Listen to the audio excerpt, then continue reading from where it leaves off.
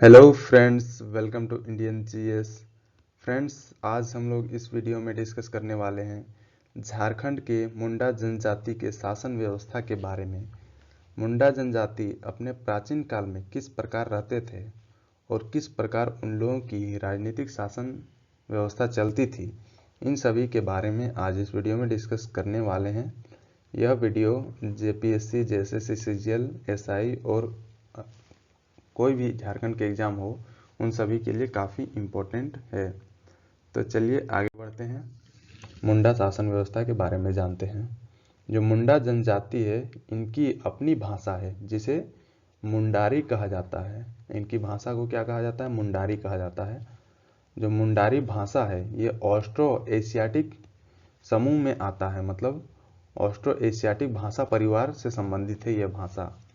अब मुंडा अपनी भाषा को होदो जागर कहते हैं। जो मुंडा लोग हैं अपनी भाषा को क्या बोलते हैं? होदो जागर कहते हैं। आगे देखते हैं, मुंडा झारखंड में कोलेरियन समूह, जो कोलेरियन ग्रुप है, उसकी एक शक्तिशाली जनजाति है। काफ़ी मतलब शक्तिशाली जनजाति है कोलेरियन ग्रुप का। अब अगला पॉइंट, इसे जनजातीय रूप से प्रोटो ऑस्ट्रेलाइड समूह में रखा गया है। मतलब इस मुंडा जनजाति समूह को प्रोटो ऑस्ट्रेलाइड समूह में रखा गया है। अब अगला पॉइंट देखते हैं, ये झारखंड के रांची, खूंटी, हजारीबाग, गुमला, सिमडेगा, गिरिडीह, सिंहभूम और संथाल परगना में निवास करते हैं। मतलब इस इलाके में मुंडा जनजाति लोग रहते हैं, पाए जाते हैं। अब आगे देखते हैं, मुंडा शासन व्यवस्था और मुंडा के निवास स्थान के विषय में बहुत सारे विद्वान लोग अपने अपने विचार दिए हैं और उन लोगों में काफ़ी मतभेद भी रहा है कि मुंडा लोग एक्चुअली में कहाँ से आए, किस इलाके से आए और झारखंड में निवास कर रहे हैं। तो इसके बारे में जानते हैं। प्रथम विचारधारा के अनुसार क्या कहा जाता है कि इनकी जन्मभूमि जो है वो तिब्बत मानी जाती है। अब तिब्बत कहाँ पर है?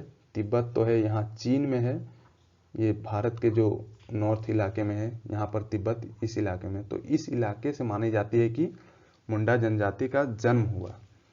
अब आगे देखते हैं दूसरा विचारधारा क्या कहता है। दूसरा विचारधारा के अनुसार मुंडा जनजाति लोग आर्यों के दबाव में भारत के दक्षिण पश्चिम से मध्य प्रदेश आ गए और बाद में झारखंड क्षेत्र में प्रवेश कर गए। मतलब दक्षिण पश्चिम कहने का मतलब ये है कि ये भारत का मैप है, तो इसमें जो दक्षिण भाग ये है और पश्चिम भाग ये है। तो इस इलाके से मुंडा लोग पहले मध्य प्रदेश में प्रवेश किए, मतलब यहाँ प्रवेश किए, उसके बाद मध्य प्रदेश से झारखंड में प्रवेश किए।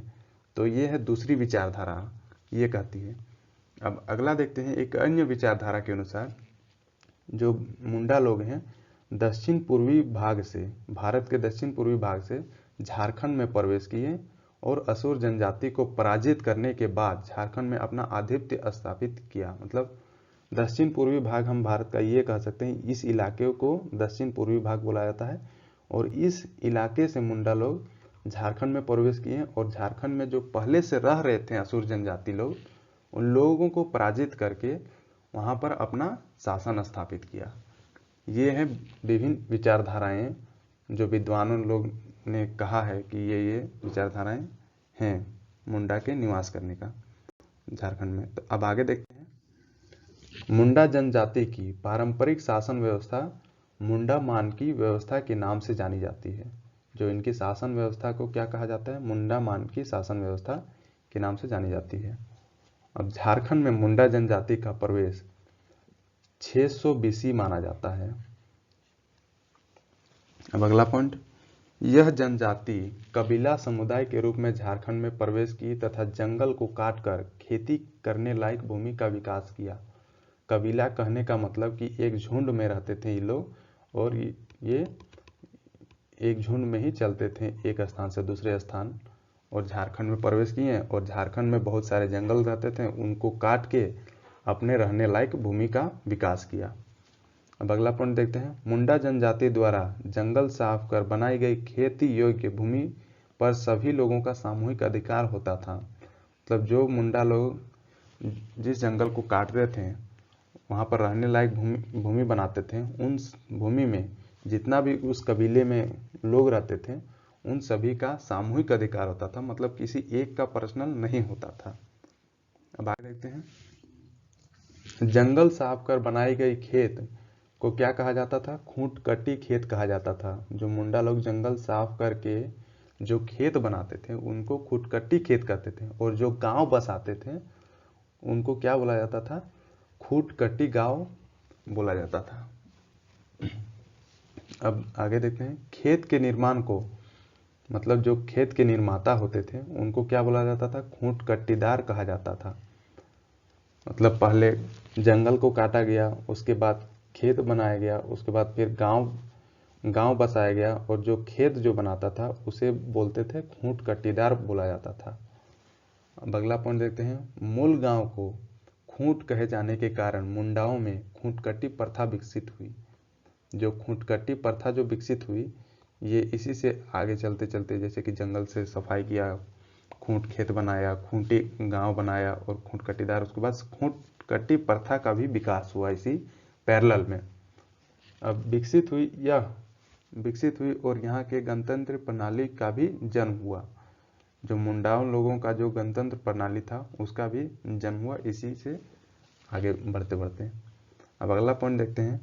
धीरे धीरे आबादी बढ़ने के बाद अगल बगल के ग्रामीण समाज भी विकसित हुए, जिसे किली कहा जाता था। मतलब जितने भी गांव लोग विकसित हुए उन सभी को क्या कहा जाता था? किली कहा जाता था मुंडा शासन व्यवस्था में।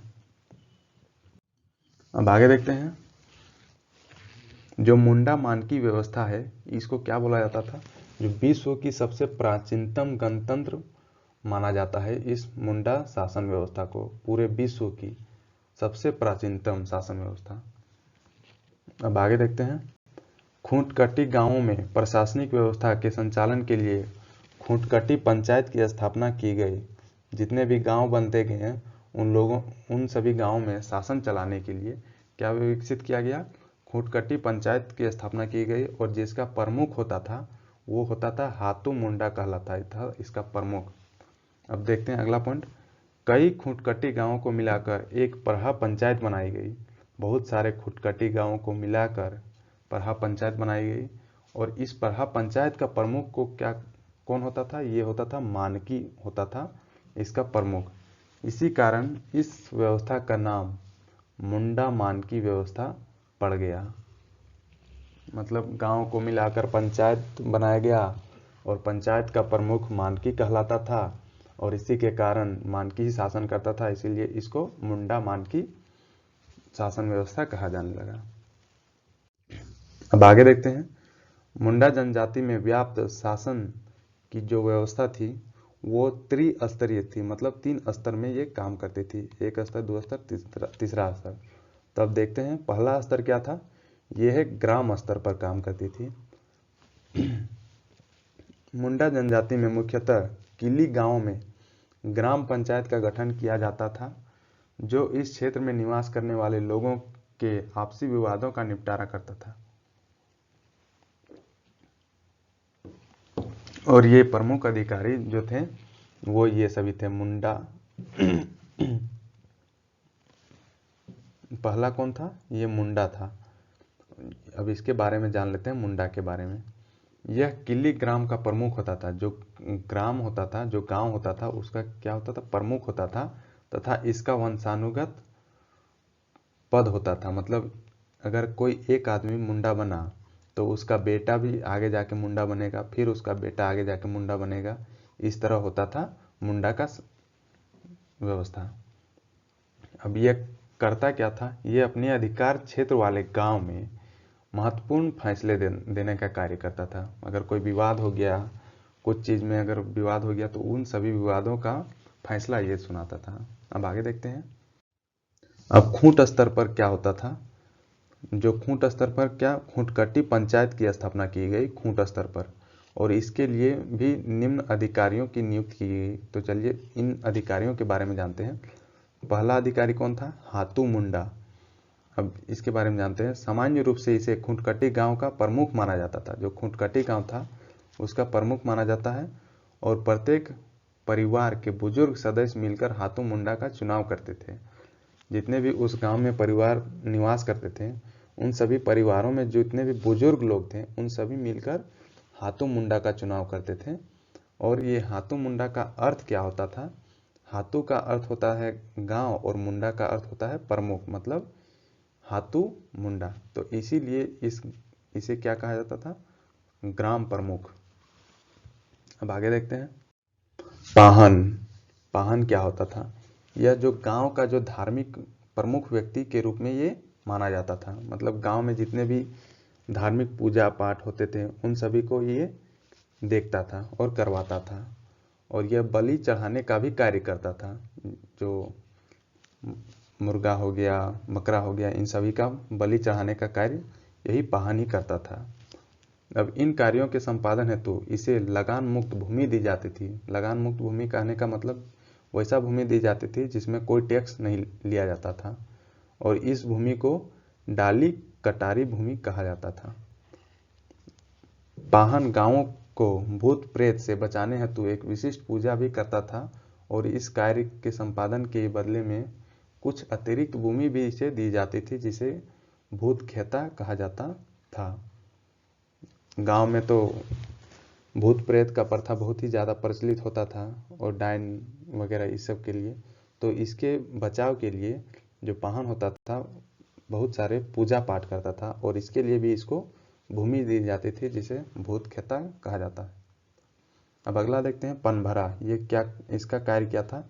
इसका कार्य ये था कि जो पाहन था उसका हेल्प करता था, मतलब उसका सहयोगी माना जाता था, और जब पाहन नहीं रहता था तो उसके बदले में उनका काम ये पनभरा कर देता था। तो ये था पनभरा का काम। अब आगे देखते हैं पढ़ा, मतलब पढ़ा स्तर पर क्या शासन चलती थी। मुंडा जनजाति में कई खूंटकटी गांव को आपस में मिलाकर एक अंतर ग्रामीण पंचायत की स्थापना की जाती थी। मतलब बहुत सारे खूंटकटी गांव को मिलाकर एक अंतर ग्रामीण पंचायत की स्थापना की जाती थी, जो 2 या 2 से अधिक गांवों के बीच उत्पन्न होने वाले सभी प्रकार के विवादों का निपटारा करता था। मान लीजिए कोई एक गांव और दूसरा गांव के बीच लड़ाई हो गया या कुछ भी जमीन विवाद ये सभी हो गया, तो उस काम के निपटारे के लिए ये अंतर ग्रामीण जो पंचायत था उसको बनाया गया था। इसे ही पढ़ा पंचायत कहा जाता था। जो पंचायत बनाया गया था उसे क्या कहा जाता था? पढ़ा पंचायत। अर्थात पढ़ा खुटकट्टी पंचायत से बड़ी एक प्रशासनिक इकाई थी। जो मतलब खुटकट्टी पंचायत थी उससे ये बड़ी प्रशासनिक इकाई थी। अब अगला पॉइंट देखते हैं। इसे मुंडा जनजाति की सर्वोच्च न्यायपालिका, कार्यपालिका तथा विधायिका की संज्ञा दी जाती थी। जो पढ़ा स्तर पर जो पढ़ा पंचायत थी उसको क्या सर्वोच्च न्यायपालिका, कार्यपालिका और विधायिका की वैल्यू उसको मिलती थी। अब इस स्तर पर बहुत सारे अधिकारी होते थे, उन सभी के बारे में जान लेते हैं और उनके कार्य क्या थे उन सभी के बारे में। पहला अधिकारी कौन था? ये मानकी। यह पढ़ा पंचायत का प्रमुख होता था। जो पढ़ा पंचायत है उसका प्रमुख क्या कहलाता था? मानकी कहलाता था। तथा इसका पद जो है वंशानुगत होता था। मतलब इसका ये जो एक बार कोई आदमी बना तो उसके बाद उसका बेटा बनेगा मानकी, फिर उसका बेटा बनेगा, इस तरह इसका वंशानुगत चलता रहता था।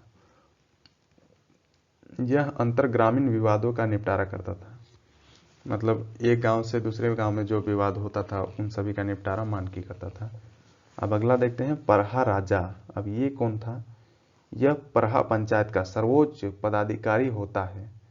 जो पढ़ा पंचायत है उसका सबसे बड़ा पदाधिकारी पढ़ा राजा होता था, तथा इसका निर्णय अंतिम माना जाता था। मतलब ये जो कोई डिसीजन दे दिए तो वही फाइनल डिसीजन माना जाता था। पढ़ा राजा का कार्यों में सहयोग देने हेतु कर्ता, दीवान, कोतवाल, पांडे जैसे अधिकारी होते थे। ये सभी अधिकारी इसका सहयोग करते थे पढ़ा राजा का। अब आगे देखते हैं।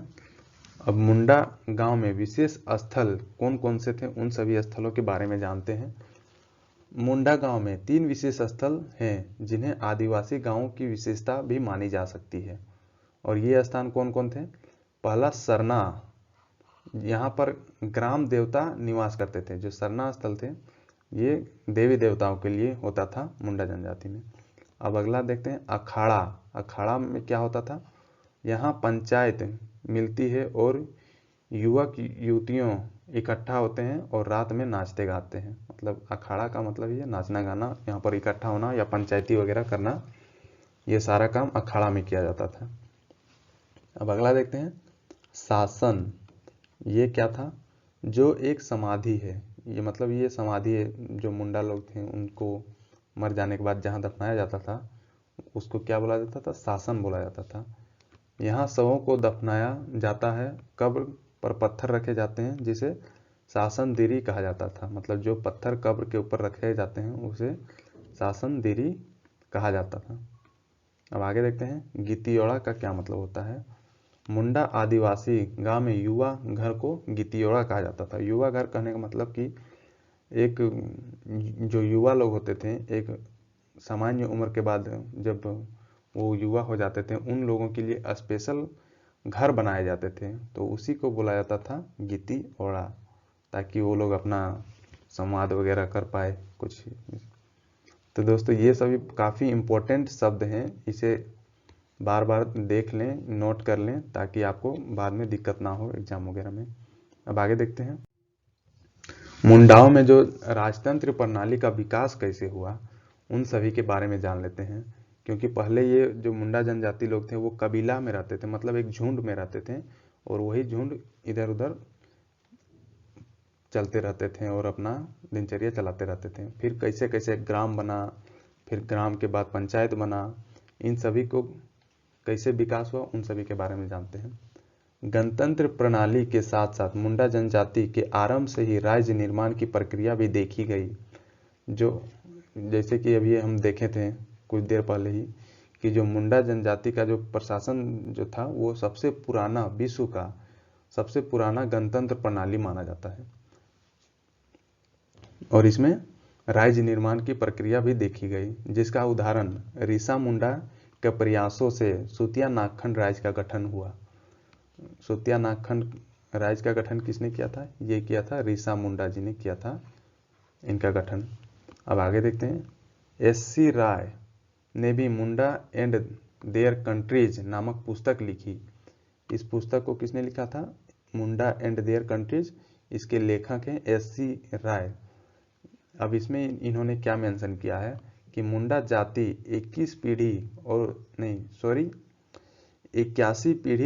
83 सोढ़ी, मतलब उच्च एवं निम्न भूमि पर शासन करती थी। इन्होंने ये अपनी पुस्तक में कही है, एस.सी. राय ने। अब अगला पॉइंट देखते हैं, ऐतिहासिक स्रोतों के अनुसार रीसा मुंडा ने पढ़ा सरदारों को मिलाकर जिस राज्य की स्थापना की उस राज्य का नाम सुतिया नागखंड था तथा इसके प्रथम राजा सुतिया पाहन हुए।